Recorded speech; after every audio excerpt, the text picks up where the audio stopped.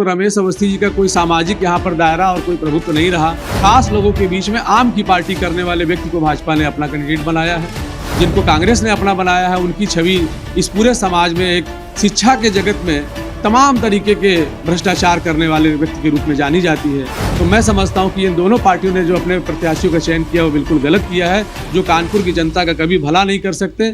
कानपुर के लोकसभा चुनाव में सांसद प्रत्याशी के रूप में इस बार सनातन वैदिक रामराज्य परिषद के अध्यक्ष अजय कुमार मिश्रा खुद ताल ठोक कर मैदान में उतर आए हैं।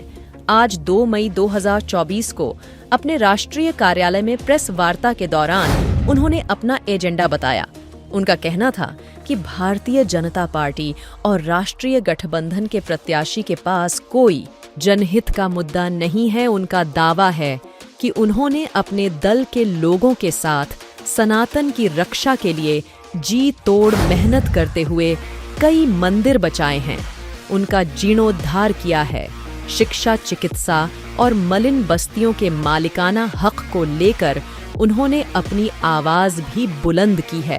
कानपुर नगर में लोकसभा के चुनाव आगामी 13 मई को उस स्टेज पर पहुंच जाएंगे जहां पर लोग मतदान करने जाएंगे, यानी कि 13 मई को मतदान होना है। उससे पहले से ही जो राष्ट्रीय पार्टियां हैं उन्होंने अपने प्रत्याशी घोषित कर दिए, क्योंकि उनके पास सिंबल था।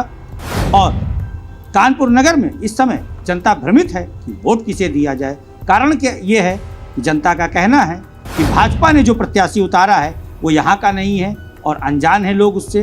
वहीं जो कांग्रेस और सपा के गठबंधन यानी कि इंडिया गठबंधन से प्रत्याशी उतारा गया है उस पर भी लोग सोच विचार कर रहे हैं। कुल मिलाकर के वोटर अभी कुछ बोल नहीं रहा है। ऐसे में ही चुनाव के नामांकन की प्रक्रिया समाप्त हुई। जिन लोगों के पास अपने सिंबल नहीं थे उन्हें बीती 30 अप्रैल को सिंबल मिला। उसके बाद उनके पास बहुत कम समय होता है कि वो जनता को अपना चिन्ह बता सके। ऐसे ही एक प्रत्याशी हैं राम राज्य वैदिक परिषद के अजय कुमार मिश्रा जी, आप देख सकते हैं। इनके बारे में हम आपको बता दें, हमने पहले भी इनकी खबरें कवर की हैं। इन्होंने प्रत्यक्ष रूप से यहाँ के मंदिरों के अस्तित्व को बचाया है। जो मंदिर टूटने जा रहे थे वहाँ पर पहुँचकर ये बुलडोजर के आगे लेट गए, लेकिन इन्होंने मंदिर गिरने नहीं दिया। इसीलिए हम इनकी कवरेज पर आए हैं। आज यहाँ पर इन्होंने प्रेस वार्ता का आयोजन रखा है। काफ़ी गणमान्य नागरिक हैं, वरिष्ठ नागरिक हैं।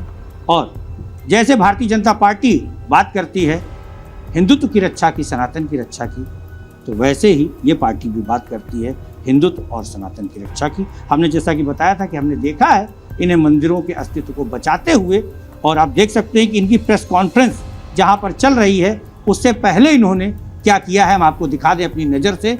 आप देख सकते हैं सबसे पहले इन्होंने यहाँ पर पूजन पाठ किया और उसके बाद ही वो वहाँ पर प्रेस वार्ता करने गए।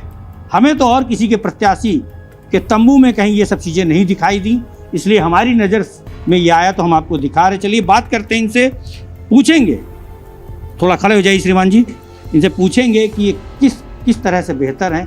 कारण क्या है, हिंदू वर्सेज मुस्लिम पूरे देश में चल रहा है। हिंदुत्व की कोई बात कर रहा है, कोई मुस्लिमों का रहनुमा बन करके बात कर रहा है, कोई मेन जो मुद्दे होते हैं उन पर बात ही नहीं कर रहा। चिकित्सा, शिक्षा और उसके साथ जो गरीबों की सबसे बड़ी समस्या है उनके सर्वाइवर की, मालिकाना हक की, उन्हें अपनी छत मिल जाए, उस पर कोई बात नहीं कर रहा है। ऐसे में एक प्रत्याशी अजय कुमार मिश्रा जी से हम बात करेंगे कि जब हिंदू वर्सेज मुस्लिम देश में चल रहा है, लोग विकास के नाम पर वोट नहीं दे रहे हैं, लोग हिंदू वर्सेज मुस्लिम के नाम पर वोट दे रहे हैं। ऐसे में विकास की बात करने वाले कैसे जनता के बीच जा करके उन्हें बता पाएंगे कि अगर आप हमें वोट देंगे तो विकास होगा। क्या कहना चाहते हैं? सर, मैं पहले तो ये बताना चाहता हूँ कि हमारी पृष्ठभूमि अत्यंत साधारण परिवार से है और धार्मिक माहौल हमको बचपन से मिला हुआ है। हम लोग इटावा बाज़ार कानपुर में रहते थे और मंदिर के परिप्रेक्ष्य में ही हम लोग का एक कमरा मिला हुआ था, जिससे हम लोगों को मंदिरों के बारे में वहीं पे रहने की शरण मिली हुई थी। और मंदिरों से हमारा लगाव बचपन से इसलिए है कि मंदिर नैतिक शिक्षा के केंद्र होते हैं। मंदिर सिर्फ आरती और पूजा के लिए नहीं होते, वो हमारे बच्चों को नैतिक शिक्षा का केंद्र होते हैं और बुजुर्गों के लिए आश्रय स्थल होता है कि वहाँ से वो जाके अपना बात पूरे समाज को दे सकते हैं। तो मंदिरों की रक्षा, मंदिरों को भूमाफियाओं से मुक्त कराने का हम लोगों ने अभियान 2015 से शुरू किया था। कानपुर में सबसे पहले बिठूर क्षेत्र में 2 ऐसे मंदिर हैं जिनका भूमाफियाओं ने ज़मीन को कब्जा कर लिया था। ये देखिए सामने चित्र है। ये कब्जा कब किया था? ये कब्जा करीब 35-40 साल पहले किया गया था। उनकी पहले मूर्तियां चोरी कर दी गई। मूर्तियां चोरी होने के बाद फिर वहाँ पे वो थाने में मूर्तियां बरामद होकर भी पड़ी रही, लेकिन किसी ने उसका पुरसा हाल नहीं लिया। फिर उनकी ज़मीनों को आपस में राजस्व विभाग के द्वारा खरीद फरोख्त करके बेच खरीद दिया गया। एक मुसलमान के पास कभी भी हिंदू मंदिर नहीं हो सकता, लेकिन वो दस्तावेजों में दिखाया गया कि वो मुसलमान जो है उस मंदिर का मालिक है, और फिर उस मुसलमान ने एक हिंदू फैमिली को इसको बेच दिया। ये दिखाया दिया गया पेपर्स में। ये बड़ा ब्लंडर था। इसमें जब हम लोगों ने देखा तो हम लोगों ने, हमारे संगठन के लोगों ने उस पर कार्रवाई की और हमने उस मंदिर को उसके नियंत्रण से मुक्त कराया। उसकी ज़मीन आज भी अभी भी भू माफियाओं के पास है, लेकिन मंदिर को हम लोगों ने मुक्त कराकर इस सुंदर मंदिर के रूप में उसको विकसित किया।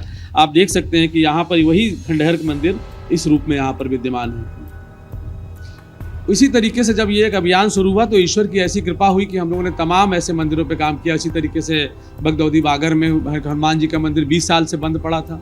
उस मंदिर के इतिहास ये था कि वहाँ पे भी कुछ जमीन लगी हुई थी। भाजपा की सरकार में कितने मंदिर बचाए आपने? भाजपा की सरकार में हमने अब तक जो है 2014 से लेकर 24 तक में 25 मंदिरों और मठों का हम लोगों ने डायरेक्ट निर्माण कराया। कहीं कोई भाजपाई उन मंदिरों की रक्षा करने के लिए आया? एक भी व्यक्ति नहीं आया। एक भी व्यक्ति, मैं डंके की चोट पे कहता हूँ, कोई भी एक भी भाजपाई व्यक्ति ने उन मंदिरों की रक्षा करने के लिए अथवा किसी और संगठन के व्यक्ति ने नहीं काम किया। समाज के लोगों के साथ जरूर हमने समर्थन मिला।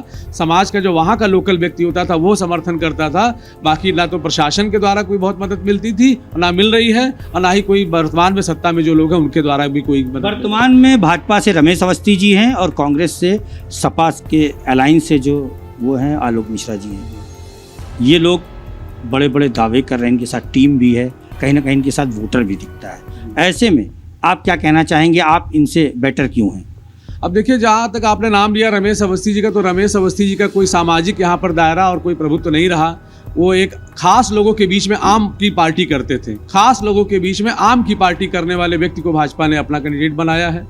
उसी तरीके से दूसरे जो व्यक्ति हैं जिनको कांग्रेस ने अपना बनाया है, उनकी छवि इस पूरे समाज में एक शिक्षा के जगत में तमाम तरीके के भ्रष्टाचार करने वाले व्यक्ति के रूप में जानी जाती है।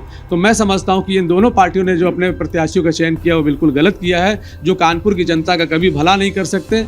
हम एक साधारण पृष्ठभूमि से आए हुए साधारण व्यक्ति हैं। हमारे व्यक्तियों ने चयन किया है। मैं खुद से राजनीति में नहीं आया हूँ। हमारे व्यक्तियों ने चयन करके कहा कि हमको लीड करना चाहिए, हमको इस संगठन के लिए काम करके लोकसभा का चुनाव लड़के जनता के बीच में एक स्वच्छ चेहरा रखना चाहिए।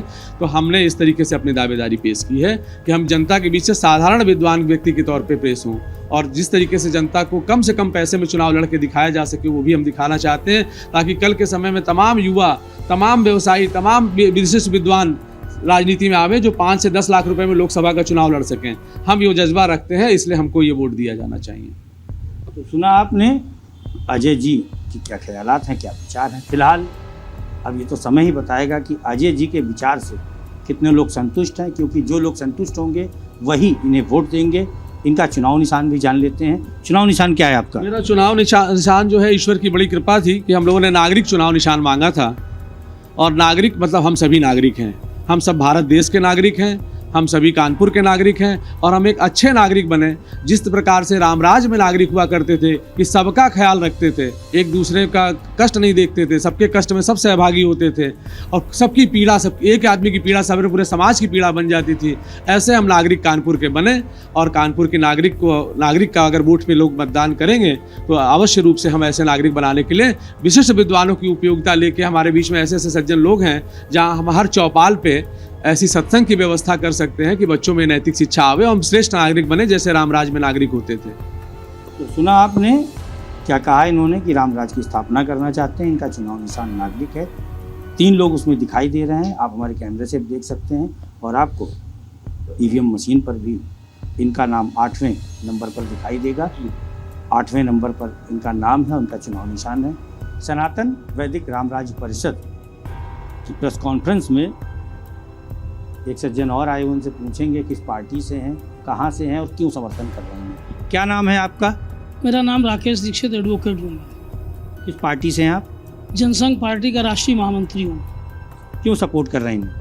मैं इसलिए सपोर्ट कर रहा हूँ कि जनसंघ पार्टी 1952 में स्थापित हुई थी।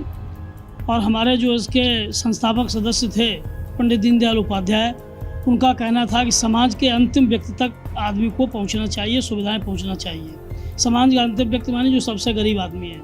इनकी जो विचारधाराएं हैं राम राजनीतिक परिषद की और इनकी अजय कुमार मिश्रा की, उन विचारधाराओं से हमारी विचारधारा पार्टी की बखूबी पूरी तरीके से मिलती है। जो ये चाहते हैं वही चाहते हैं। तो मुझे लगा कि इस तरह के विचारों को अलग अलग नहीं होना चाहिए, एक सेंटर में होकर इकट्ठे होकर के इसका काम करना चाहिए। इसलिए जनसंघ ने फैसला किया कि इस चुनाव में हम इनका पूरा समर्थन करेंगे, पूरे लोकसभा में, इसलिए समर्थन किया। इन्हीं शुभकामनाओं के साथ कि यह भी कुछ करें जनता के बीच, और जनता इनके लिए भी कुछ करे। फिलहाल 13 मई को चुनाव है।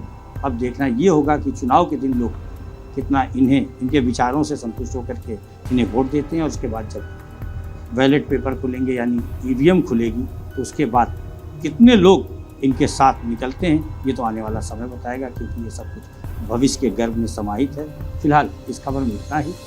कानपुर में अब क्राइम पर लगेगी लगाम, क्योंकि कानपुर में आ गए हैं मीडिया की शान, फाइटर जी कहिन। चैनल ऐसा जो बने जनता की आवाज और अपराधियों पर गिराए पुलिस की गाज। सड़क, बिजली, पानी जैसी जनता के हर मुद्दों से जुड़ी देश और प्रदेश की खबरों पर रहती है जन एक्सप्रेस फाइटर जी कहिन की नजर। इसलिए प्रशासन पर दिखता है खबरों का सीधा असर। तो आज ही सब्सक्राइब करें जन एक्सप्रेस डिजिटल फाइटर जी कहिन यूट्यूब चैनल को और देखें शहर की हर छोटी बड़ी खबरों को सबसे पहले।